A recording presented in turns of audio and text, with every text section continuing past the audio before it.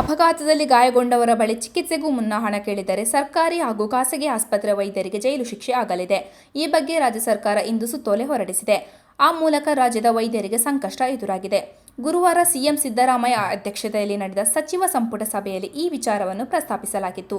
ಅದರಂತೆಯೇ ಇಂದು ಸರ್ಕಾರ ಅಧಿಕೃತವಾಗಿ ಆದೇಶ ಹೊರಡಿಸಿದೆ.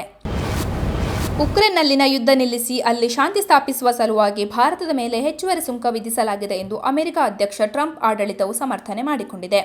ಟ್ರಂಪ್ ವಿಶ್ವದ ಬಹುತೇಕ ರಾಷ್ಟ್ರಗಳ ಮೇಲೆ ಹೇರಿರುವ ಸುಂಕದ ಬಗ್ಗೆ ಅಲ್ಲಿನ ಮೇಲ್ಮನವಿ ಕೋರ್ಟ್ ಒಂದು ಆಕ್ಷೇಪ ವ್ಯಕ್ತಪಡಿಸಿದ ಬೆನ್ನಲ್ಲೇ ಟ್ರಂಪ್ ಸರ್ಕಾರ ಅಮೆರಿಕ ಸುಪ್ರೀಂ ಕೋರ್ಟ್ ಮೊರೆ ಹೋಗಿದೆ. ರಷ್ಯಾದಿಂದ ತೈಲ ಖರೀದಿಸಲಿಕ್ಕೆ ಭಾರತದ ಮೇಲೆ ಹೆಚ್ಚುವರಿ ಸುಂಕ ಹೇರುವ ಹಿಂದೆ ಯುದ್ಧ ಪೀಡಿತ ಉಕ್ರೇನ್ನಲ್ಲಿ ಶಾಂತಿ ಸ್ಥಾಪಿಸುವ ಪ್ರಯತ್ನವಿತ್ತು ಎಂದು ಟ್ರಂಪ್ ಸರ್ಕಾರ ಸುಪ್ರೀಂ ಕೋರ್ಟ್ಗೆ ಸಲ್ಲಿಸಿರುವ ಅರ್ಜಿಯಲ್ಲಿ ಉಲ್ಲೇಖಿಸಿದೆ. ವಿಶ್ವವಿಖ್ಯಾತ ದಸರಾಗೆ ದಿನಗಣನೆ ಶುರುವಾಗಿದ್ದು ತಯಾರಿಗಳು ಕೂಡ ಜೋರಾಗಿ ನಡೆಯುತ್ತಿದೆ. ಹೀಗಾಗಲೇ ಈ ಬಾರಿಯ ದಸರಾ ಉದ್ಘಾಟನೆಗೆ ಬೂಕರ್ ಪ್ರಶಸ್ತಿ ವಿಜೇತೆ ಬಾನು ಮುಷ್ತಾಕ್ರಿಗೆ ಸರ್ಕಾರದಿಂದ ಅಧಿಕೃತ ಆಹ್ವಾನ ನೀಡಲಾಗಿದೆ. ಇದೀಗ ಉಪಮುಖ್ಯಮಂತ್ರಿ ಡಿಕೆ ಶಿವಕುಮಾರ್ ಅವರಿಗೂ ಜಿಲ್ಲಾಡಳಿತ ಅಧಿಕೃತ ಆಹ್ವಾನ ಕೋರಿದೆ. ಬೆಂಗಳೂರಿನ ವಿಧಾನಸೌಧದಲ್ಲಿನ ಡಿಸಿಎಂ ಕಚೇರಿಗೆ ಆಗಮಿಸಿದ ಮೈಸೂರು ಜಿಲ್ಲಾಡಳಿತ ಡಿಕೆ ಶಿವಕುಮಾರ್ ಅವರಿಗೆ ಶಾಲು ಹೊದಿಸಿ ಗೌರವಿಸುವ ಮೂಲಕ ದಸರಾ ಆಹ್ವಾನ ಪತ್ರಿಕೆ ಕೊಟ್ಟಿದ್ದಾರೆ.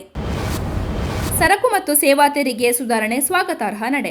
ಆದರೆ ಇದು 8 ವರ್ಷ ವಿಳಂಬವಾಗಿದೆ. ಈ ವರ್ಷಗಳಲ್ಲಿ ಇದು ಆರ್ಥಿಕತೆ ಮತ್ತು ಜನರ ಮೇಲೆ ಹೊರೆಯಾಗಿದೆ. ಸರ್ಕಾರಕ್ಕೆ ಈಗ ವಾಸ್ತವ ಮನವರಿಕೆಯಾಗಿದೆ. ಆದರೆ ಜಿಎಸ್ಟಿ ಸುಧಾರಣೆಯಿಂದ ರಾಜ್ಯಗಳಿಗೆ ಆಗುವ ಆದಾಯ ನಷ್ಟವನ್ನು ಭರ್ತಿ ಮಾಡಬೇಕಾದ ಅಗತ್ಯವಿದ್ದು ಸರ್ಕಾರ ಈ ವಿಷಯವನ್ನು ಬಗೆಹರಿಸಲಿದೆ ಎಂಬ ವಿಶ್ವಾಸವನ್ನು ಮಾಜಿ ಹಣಕಾಸು ಸಚಿವ ಹಾಗೂ ಕಾಂಗ್ರೆಸ್ ಮುಖಂಡ ಪಿ. ಚಿದಂಬರಂ ಪ್ರತಿಕ್ರಿಯಿಸಿದ್ದಾರೆ.